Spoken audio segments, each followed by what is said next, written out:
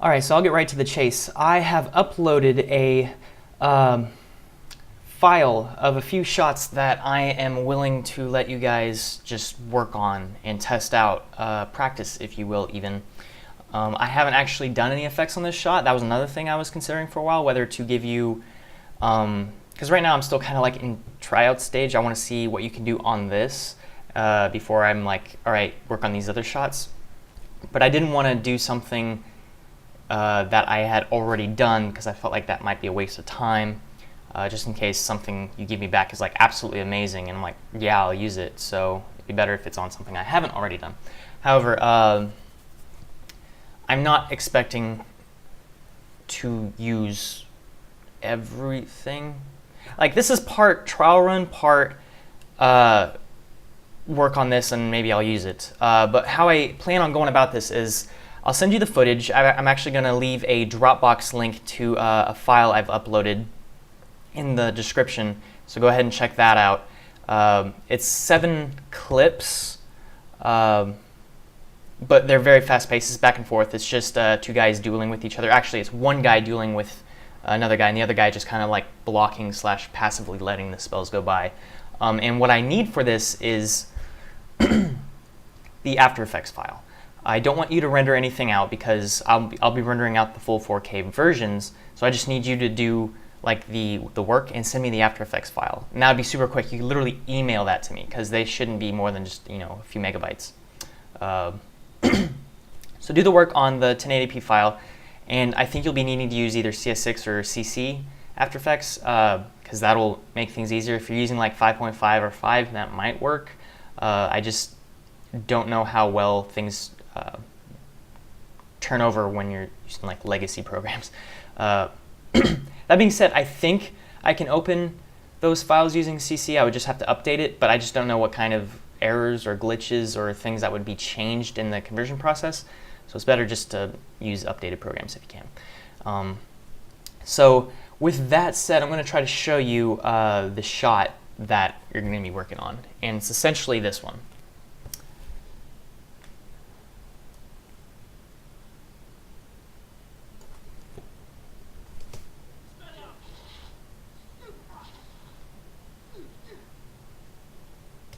So yeah, basically, Tanner, who plays our lead character named Leo, is shooting a few like kind of warm-up test spells. If you ever watched Dragon Ball Z back in the day, remember when like Goku and Cell would start fighting at the World Tournament or whatever, and it's like they had this huge epic fight for like the first episode or whatever of the tournament, and then they're like, okay, let's actually start fighting. This is essentially that on like a much smaller kind of scale. They're like, he's sending a few spells just kind of like to try out his old nemesis / old not nemesis. Watch the video to understand. As for style, it's what I'm going to need you to do is pretty much 3D track it. These are kind of stable shots, so it's not moving. So you can literally set it to be a tripod pan track. But I need 3D nulls to be tracked into the scene so that you can link your After Effects, your optical flares center point, not the center point, the position point to that null, and also a particle system to that null. And so that way you just kind of get proper 3D perspective shifts when the particles and flares are moving throughout the scene.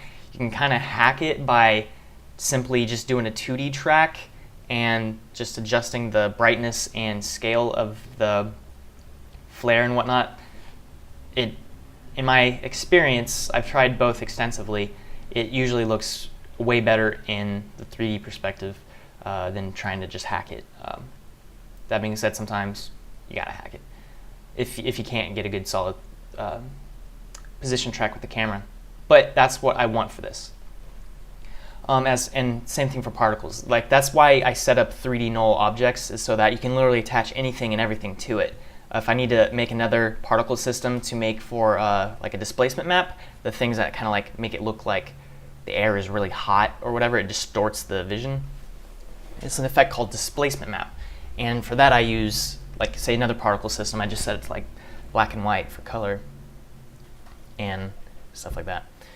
Let's see here. I'm going to try to show you a couple. I'm literally going to show you some more shots that I haven't really shown many people. For instance, this is kind of what it looks like when they, well, here's Devin jumping.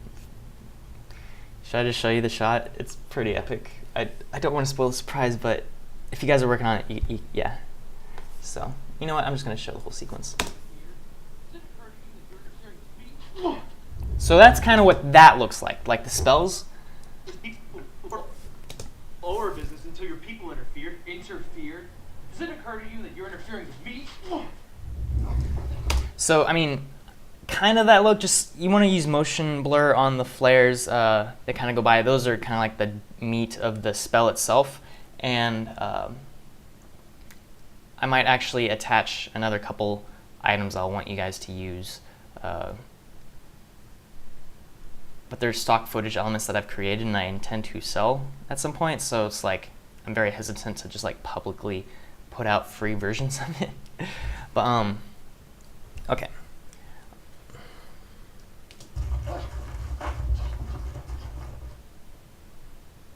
Obviously there's no sound effects yet, but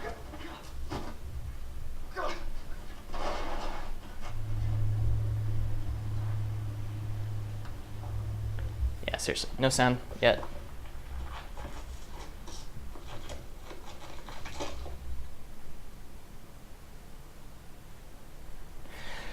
Yeah, that was just one segment to kind of get you the idea of the style I'm going for here. Very bright, very flashy, a lot of particles, and I mean, I probably showed way too much there. Oh well. So yeah, let me know. Like, go ahead and. Final instructions. So I'll put the link to the file in the description. Here's another thing. Don't download it unless you intend to actually use it, because I'm using Dropbox. They have this weird like download limit. If too many people download it within a certain amount of time, they'll like freeze my account. So consider this, please.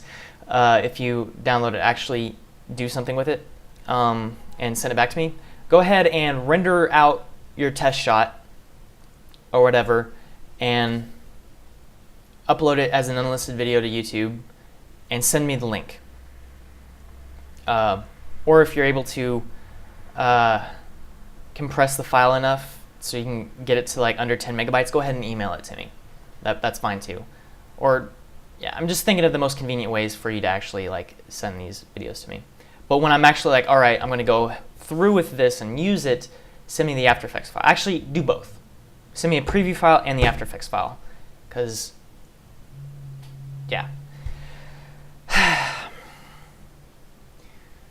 think that should be all. Again, like I've said, I still feel uncomfortable doing this, but I hope I can trust you guys. Yeah. I'm going to pause it to think for a moment before I have some final thoughts.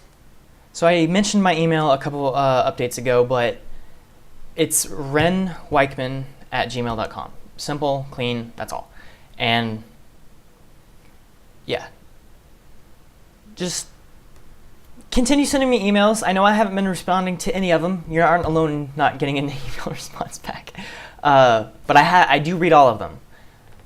I have read everything. I've looked at all your guys' work that you've sent me so far. And all your stuff looks great. It's not a matter of skill. It's a matter of what you do, will it match the style that I'm going for, you know? And that's what I'm having trouble letting go of. Not the technical, are you capable of this, but yeah.